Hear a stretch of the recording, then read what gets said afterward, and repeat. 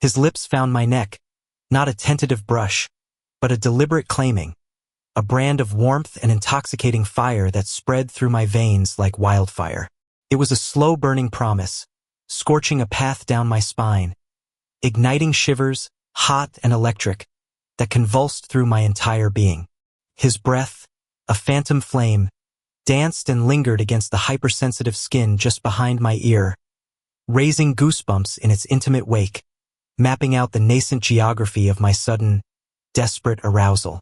I could feel the inferno of his hand, brazen and utterly confident, a force of nature, as it slid, audacious and unbidden, up under the delicate hem of my dress. His fingers, firm and knowing, began tracing slow, deliberate patterns on my inner thigh with an exquisite slowness, a torturous caress that stretched the tension between us to an unbearable, almost painful breaking point, each stroke a silent question, an insistent demand. I remember the soft, breathless moan that clawed its way out of my throat, a sound torn from my very core, primal and involuntary, before I could gather any semblance of control to stop it. It was a sound I had never intended to make, a raw, guttural admission that betrayed every carefully constructed defense I possessed, every fragile wall I'd spent decades building around my heart, crumbling them with a single, desperate exhalation. The back seat of his car had become a clandestine world of its own, a sealed bubble, thick with the unsaid, heavy with unspoken desires that hummed beneath the surface. The air grew dense and charged, crackling with electricity, and the windows fogged up in the humid, frantic rush of the moment, obscuring us from the indifferent world outside. Through the blurring condensation, a ghostly, distorted reflection, my wedding ring caught the dim, unforgiving glow of a nearby street lamp. It gleamed like a cruel, brazen reminder of the vows I had taken not days or weeks before, but years ago, vows that felt as if they had just been whispered into the sacred air. The gold band, once a symbol of endless devotion, of a life meticulously planned, now felt like a shackle, heavy and cold against my skin, a metallic weight of betrayal pressing down on my soul. I had told myself it would be just one night, a singular, desperate moment of weakness, a fleeting, illicit escape from a life that had slowly, insidiously, become a gilded cage, beautiful on the surface with its manicured lawns and polite smiles, but stifling, suffocating, beneath.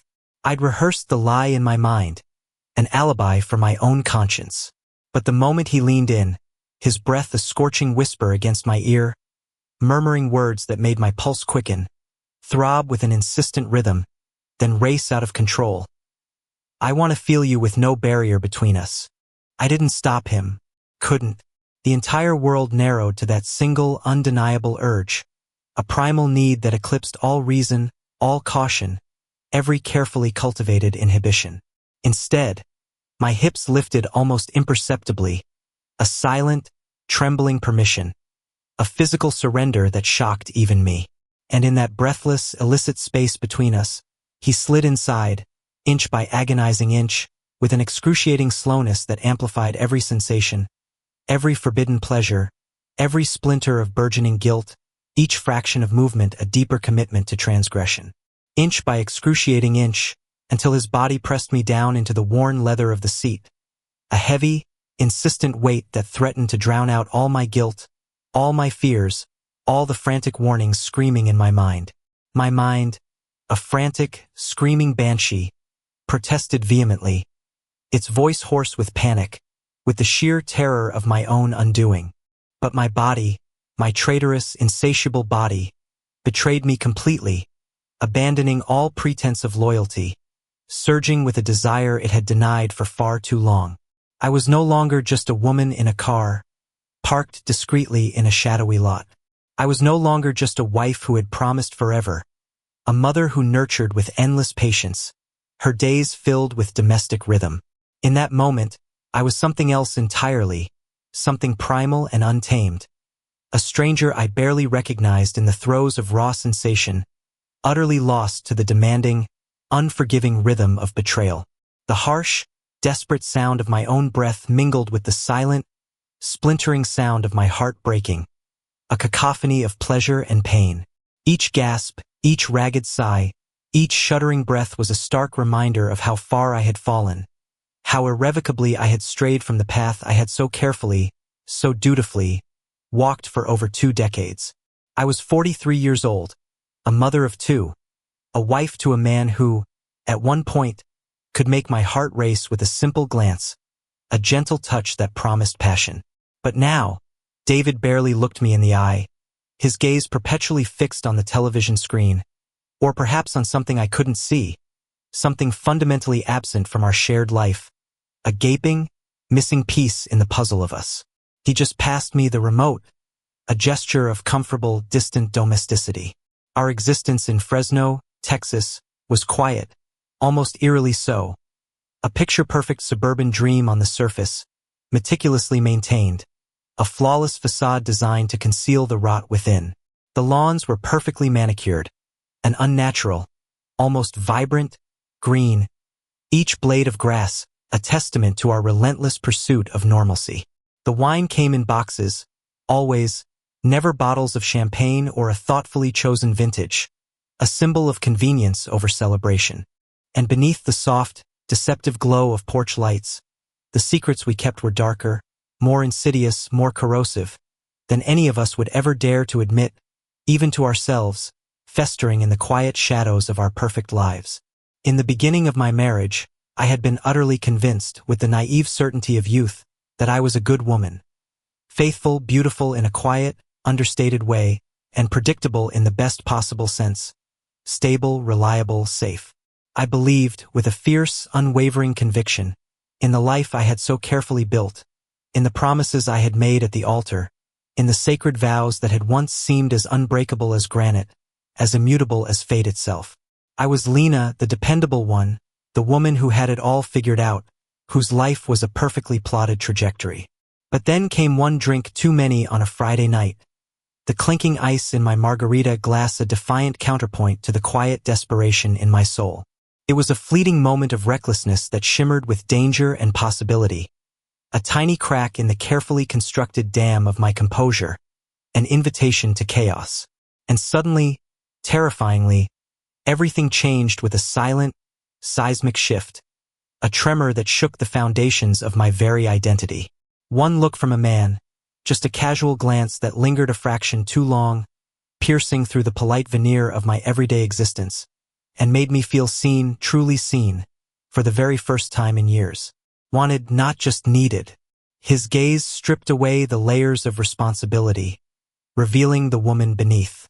And the fragile walls I had spent 2 decades meticulously constructing around my heart, around my very identity, around the safe, predictable woman I had become, came crumbling down with a silent, devastating crash, reduced to dust and bitter memories.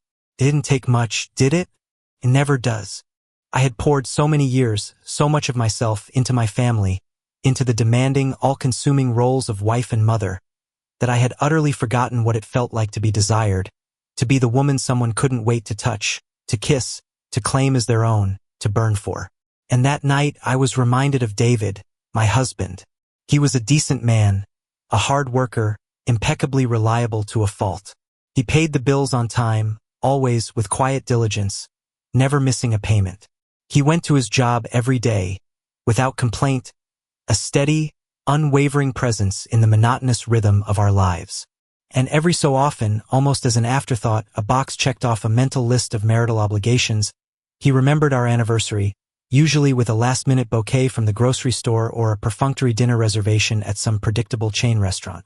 We had met in college, young and full of hopeful idealism, believing in a future painted in bright, vibrant hues, a canvas of endless possibilities. We married at 25, just 2 kids playing at adulthood, and had our first child by 27, diving headfirst into the conventional dream, chasing the white picket fence. In the beginning, it had been all passion and promise, the kind of breathtaking, all-consuming love you only read about in sweeping romantic novels, a love that promised to conquer all, to withstand the tests of time and tribulation. But somewhere along the way, somewhere between the relentless cycle of diapers and sleepless nights, the crushing weight of bills and mortgages, the unending deadlines at work and the soul-deep exhaustion that permeated every waking moment, we lost each other. We stopped being lovers, The incandescent fire that once burned so brightly dwindling to cold, gray ash. We became parents, then roommates, then strangers who slept back to back, separated by an invisible chasm that grew wider and deeper with each passing night. Our fingers, once intertwined without thought, now brushed accidentally in the dark and flinched away as if we were two foreign bodies sharing the same bed, accidentally invading each other's space, the intimacy a distant, almost painful memory. The incandescent spark that had once burned so brightly between us had flickered and died, leaving only the cold, gray embers of a life we no longer recognized, a hollow echo of what we once were, a ghost of a love haunting our quiet home. I didn't cheat because I hated him. I didn't cheat because I harbored some vengeful desire to hurt him, to wound him as I felt wounded by his emotional absence. I cheated because I desperately missed the feeling of being touched, truly touched, like I was fragile, precious, utterly wanted, a treasure to be cherished, a delicate bloom worthy of careful handling. That night, with a man who looked at me as though I mattered, as though I was more than just a mother of children, or the woman who diligently made dinner every single night, I was brutally reminded of who I had once been. A woman with fierce desires, a woman with fire in her veins, a woman who burned with an unquenchable passion for life and for love. And in the quiet, shameful aftermath of that first transgression, in a haze of shame and searing guilt that clung to me like a second skin, heavy and suffocating, I realized with chilling clarity that the only thing that had ever been truly missing from my life was the very thing I had given up in the name of duty, of responsibility, of love myself. The woman who used to laugh with wild abandon, a joyous sound that echoed freely, who used to dream with fierce ambition, who used to be so much more than just the sum of everyone else's needs and expectations. The woman who had, for so long, been utterly lost in the roles she played, her own identity subsumed by the demands of others. David hadn't touched me like that in years, with such intensity, such hunger, such desperate need that made me feel alive. But Marcus did. Marcus touched me with a kind of raw, undeniable force, as if I were a fundamental need not to be ignored, not just another responsibility to be checked off a mundane list, but an imperative, a craving that had to be satisfied. It was supposed to be a simple night out with the girls, a harmless Friday evening of overly sweet margaritas, their syrupy taste a dull distraction, whispered gossip that barely registered, and half-hearted dancing, a fleeting, desperate attempt to forget the crushing weight of the week, to momentarily shed the skin of wife and mother.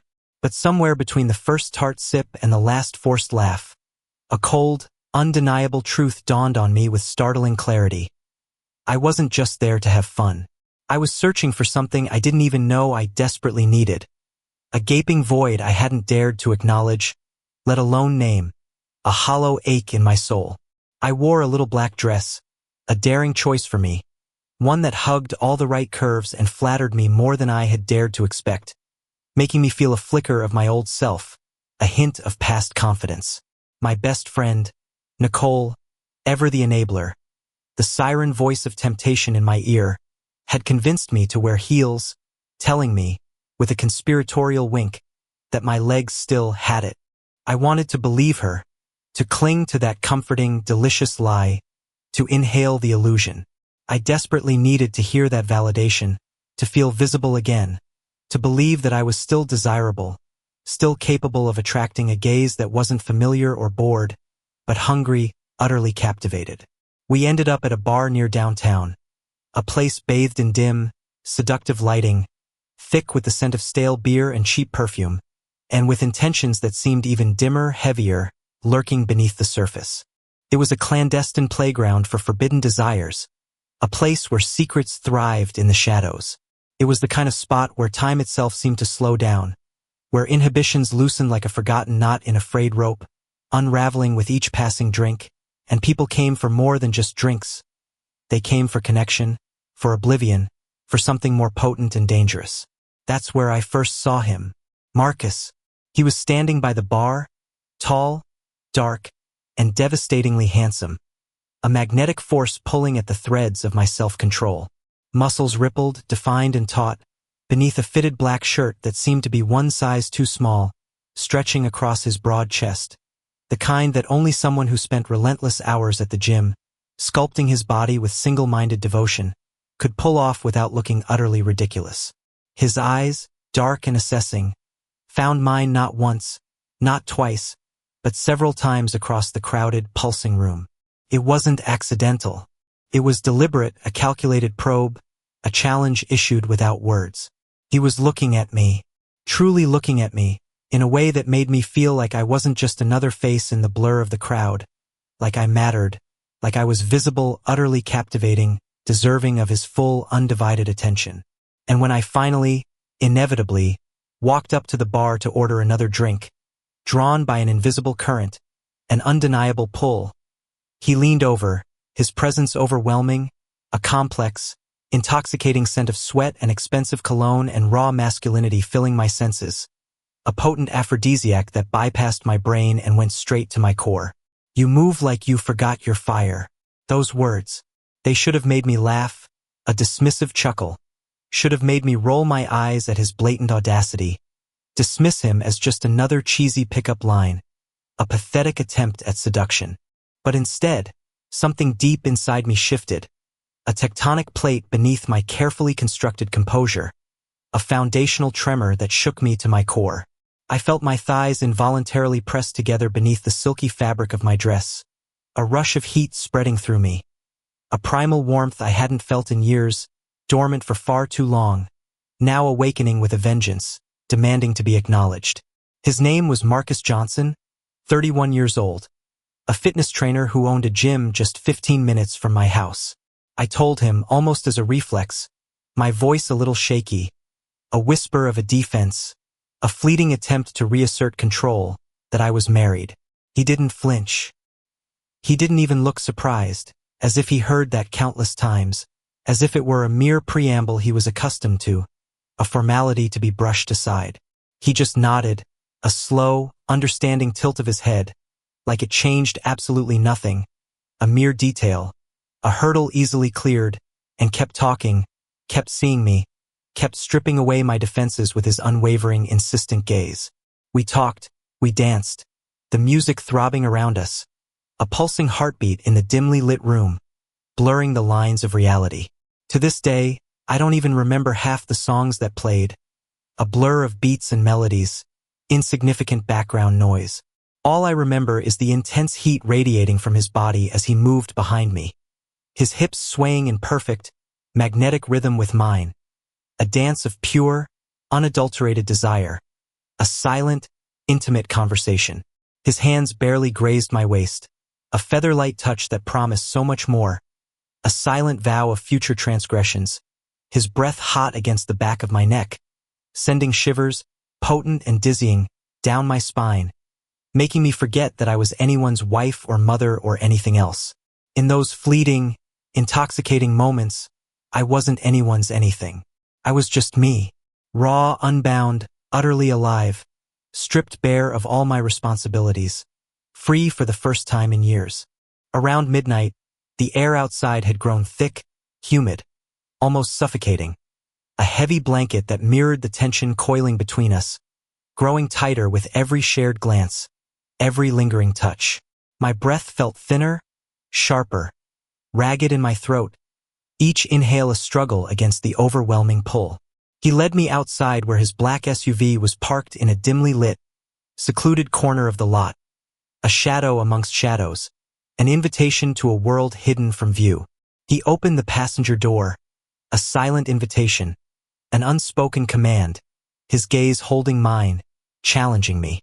And before I could even make a move to leave, to retreat into the perceived safety of my ordinary life, to reassert the carefully constructed walls, he asked me in the softest, most disarming voice imaginable, a velvet trap disguised as an offer. No pressure, no hurry if you want to sit for a bit. It wasn't a question, not really.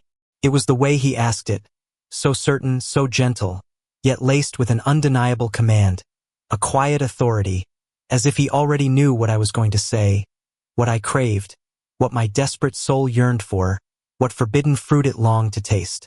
It was like he had read me, seen something buried so deep inside my soul that even I had forgotten its existence, now brought to the surface, shimmering in the night air. And now all I could do was nod, a silent, desperate surrender, an acknowledgement of my own complicity in the unraveling of my life.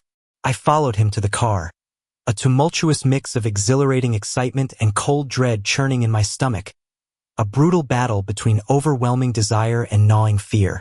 Inside the SUV, the music was low, a sensual hum, just enough to set the mood, to fill the silence, but not distract from the heavy, charged quiet that thrummed between us, a living entity with a will of its own. The windows were cracked just enough for the cool night air to slip inside, a welcome balm against my heated skin, a whisper of reality in the intoxicating bubble. Through the narrow opening, the city lights flickered in the distance, a blurry tapestry of anonymity, casting long, shifting shadows across the leather seats, deepening the sense of clandestine intimacy, inviting us to disappear.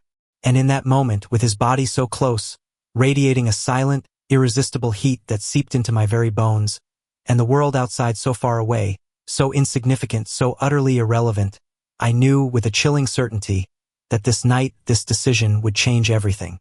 But I didn't know yet how.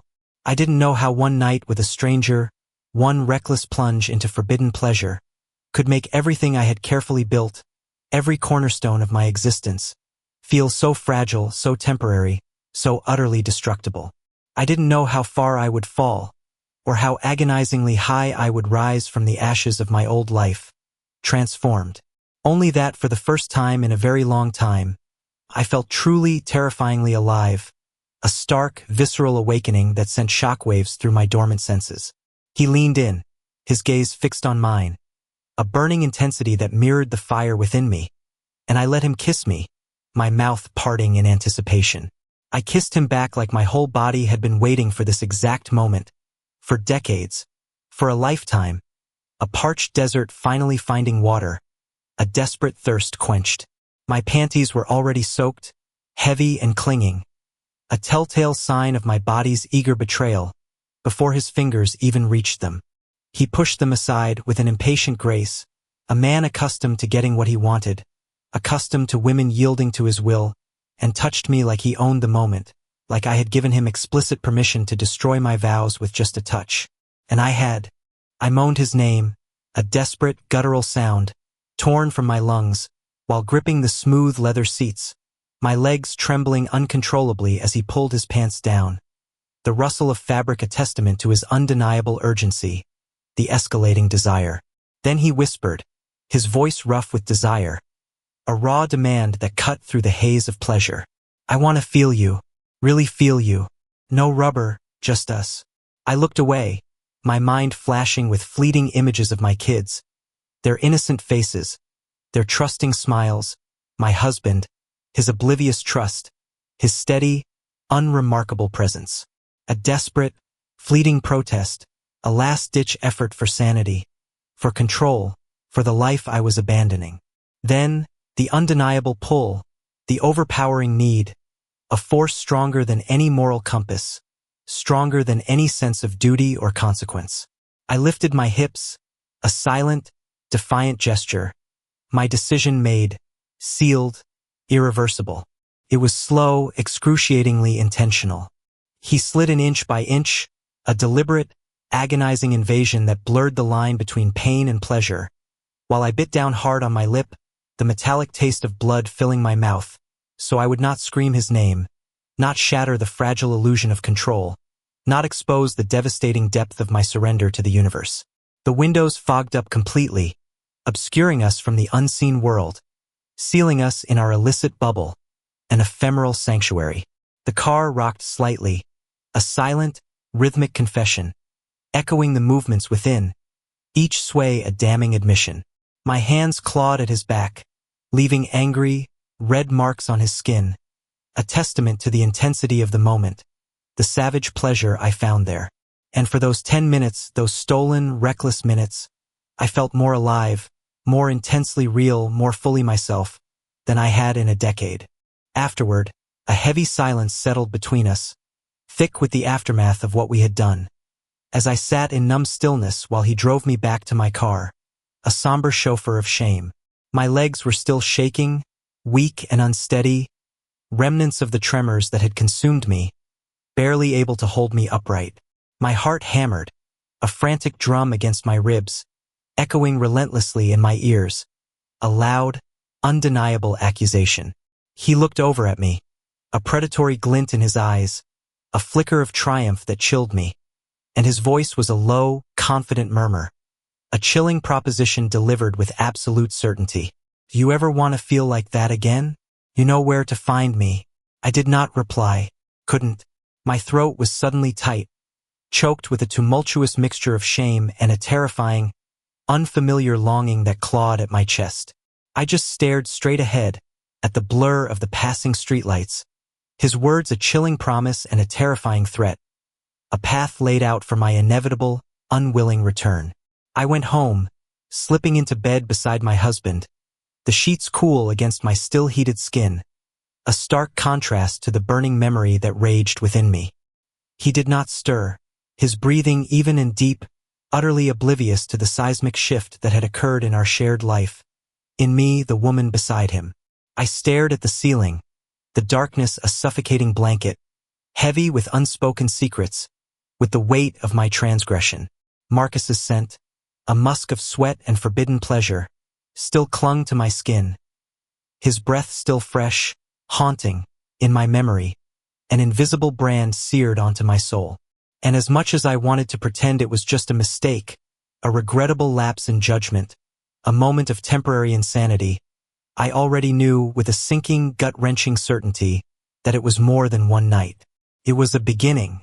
The morning after that night with Marcus, I stood in the shower, my back pressed against the cold, unforgiving tile, letting the hot water stream down my body like a purifying deluge. I hoped, with a desperate, futile prayer, it could wash away what I had done, every single transgression, every shameful memory, every lingering trace of him. But no amount of soap, no matter how vigorously I scrubbed at my skin, could cleanse the indelible stain of guilt that had seeped into my very being, into my bones. His fingerprints were not just on my skin. They were under it, etched onto my very soul, a permanent mark, a brand of ownership. I had promised myself it would be just one time, one night to feel alive again.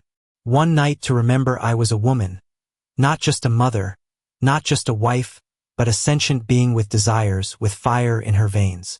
But promises are easy to make when you are not lying beneath a man who knows how to read your body better than your own husband ever could. A man who unlocks pleasures you had long forgotten existed, or perhaps never even knew were possible, shattering every preconceived notion of yourself. David made eggs that morning, scrambled the way I liked them, a gesture of ordinary domesticity, of mundane affection, that felt like a cruel mockery, a stark contrast to the chaos inside me. He even kissed my cheek, a chaste, innocent peck, completely devoid of passion, and asked how my girl's night went, his voice warm and trusting, piercing my heart with its unsuspecting sincerity. I smiled, a brittle, practiced facade, a mask of normalcy I had perfected over years, lied, and told him it was fine, that we got back late, exhausted but happy. He chuckled, a warm, trusting sound that pierced my heart with a fresh wave of shame, and said I deserved it, a night off. I wanted to throw up, the bile rising in my throat, a bitter taste of self-loathing, a testament to the depths of my deceit. The worst part of it all was the way my life simply resumed its rhythm, an insidious normalcy that mocked the seismic shift within me. Nothing had changed on the surface, yet I was irrevocably altered. A chasm opened inside. Marcus's name still hummed in my skull, a low, persistent frequency. Every time I blinked, every time I paused, a constant reminder of the transgression. I moved through my days a ghost of my former self, a dutiful wife, an exemplary mother. I meticulously planned meals, bought groceries, scrubbing the house with a frantic, almost desperate energy, texting my children reminders about soccer practice, desperately clinging to the anchor of routine. Each mundane task was a shield, a futile attempt to believe I was still whole, still the woman I pretended to be. But behind my carefully calm, composed eyes, a tempest raged. A maelstrom of raw desire and biting regret churned relentlessly, refusing to be quelled. I fought Marcus, or rather the memory of him with every fiber of my being. I tried to dismiss his deep, gravelly voice, the rough, demanding feel of his hands on my skin, as nothing more than a vivid, fleeting dream, a figment of a desperate imagination, a waking nightmare that would fade with the morning light. Except dreams don't leave bruises. They don't leave mottled purple marks blooming on your inner thighs, undeniable proof of a physical reality. Dreams don't leave you suddenly, inexplicably wet between your legs in the middle of a brightly lit grocery store. A sudden, mortifying rush of remembered sensation. An unwelcome betrayal from your own body, simply because you accidentally glanced at the glossy cover of a men's fitness magazine. The shame was a live thing, squirming in my gut, forcing me to abandon my cart and flee. The image of his mouth, his hands, branded behind my eyelids. I swore to myself I would never return to that gym. I rerouted my daily commute, adding miles and minutes, taking winding detours around the block where it stood, a glittering monolith of temptation. I avoided the very thought of that building, that street, that man. But my body, that utterly rebellious, traitorous vessel, seemed to have a mind of its own. After 2 weeks of feeling utterly invisible, hollowed out, erased from my own life, a specter haunting the halls of my carefully curated existence, I found myself standing once again before those vast glass doors. My hand, trembling faintly, hovered over the cold steel handle, a silent surrender. The air inside hit me first, a potent cocktail of sweat, of rubber, of shattered illusions, and the bitter tang of broken promises. My own. He saw me the precise second I walked in. Marcus was focused, spotting a woman through a set of deep squats, his gaze intense, completely absorbed in the precise mechanics of her form. The world seemed to hold its breath as his eyes, sharp and predatory, lifted and met mine across the vast, echoing expanse of the gym floor. And then that smirk, that arrogant, knowing curl of his lips, the one that screamed he remembered every desperate sound I'd made in the back seat of his SUV, every shuddering breath caught in my throat, every whispered, pleading gasp. It spread across his face like wildfire, a triumphant, unapologetic blaze. I told myself I was there for a workout. Asterisk just a workout. Asterisk nothing more. It was a pathetic, transparent lie, even to my own ears. He made his move during my warm-up. He strolled over, a fresh towel casually draped over his broad shoulder, the picture of nonchalance. He handed it to me, our fingers brushing, and leaned in, his voice a low, husky caress that bypassed my ears entirely and went straight to my core, a vibrating hum against my bones. "You are glowing today, Lena." My knees nearly buckled. The carefully constructed equilibrium of my world tilted violently on its axis, shattering into 1,000 fragments around me. We didn't make it to his car this time. He led me, a silent, willing lamb, to the private yoga studio at the very back of the gym. A secluded sanctuary, normally reserved for quiet contemplation and mindful breathing, it now felt like a clandestine stage for our illicit desires. The definitive click of the lock as he sealed the door behind us resonated like a final, unyielding judgment, locking us into our secret, forbidden world. There was no slow, teasing care, no careful seduction like the first night. This time, his hands were urgent, impatient. He simply yanked my leggings down with a rough tug, pushed my panties aside with a demanding hand, and buried his face between my thighs, like he had missed me with an ache that gnawed at his insides, like my taste had haunted him, an insatiable craving he could no longer deny. I gasped, my fingers tangling desperately in his hair. A silent, desperate plea for more, and moaned, a raw, animalistic sound that echoed, unbridled, in the silent, mirrored room. The mirrored wall reflected everything back at me with brutal, unforgiving honesty. The shame that burned my cheeks, the raw, undeniable desire twisting my features into something wild, something hungry.